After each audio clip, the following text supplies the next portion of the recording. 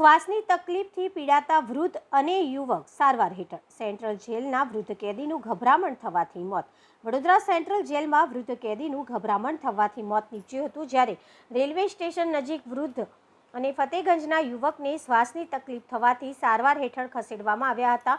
મળતી વિગત મુજબ વડોદરા સેન્ટ્રલ જેલમાં સજા કાપી રહેલા 60 વર્ષના કાલુમિયા શેખ 29મી તારીખે સવારે 10:30 વાગે પોતાની બેરેકમાં હતા, ત્યારે અચાનક છાતીમાં દુખાવો થવા માંડતા તેમની સારવાર માટે સયાજી હોસ્પિટલમાં ખસેડવામાં આવ્યા હતા, જ્યાં તેમનું મોત નીપજ્યું હતું. મળતી માહિતી મુજબ વડોદરા રેલવે સ્ટેશનના એન્ટ્રી ગેટ પાસે 70 વર્ષના રવિ સુભાષ રેડ્ડી ઊભા હતા, ત્યારે તેમને શ્વાસ લેવામાં તકલીફ પડી હતી. બીજા બનાવમાં ફતેગંજ સદર બજારમાં 46 વર્ષના સલીમ અબસુમ ગફ્ફાર કલેજાને શ્વાસ લેવામાં પરેશાની થવા લાગી હતી, તેથી બંનેને 108ની મદદથી સારવાર માટે સયાજી હોસ્પિટલમાં ખસેડવામાં આવ્યા હતા.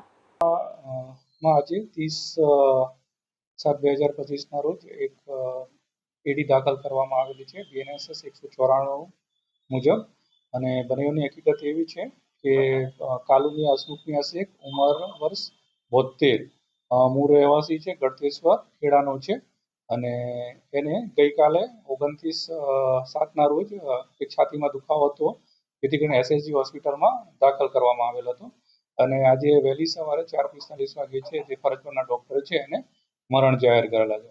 એટલે પ્રાથમિક રીતે જોવા જઈએ તો એને કંઈક સ્ટ્રોક આવ્યો હોય ને એને કારણે મૃત્યુ થયેલો હતો.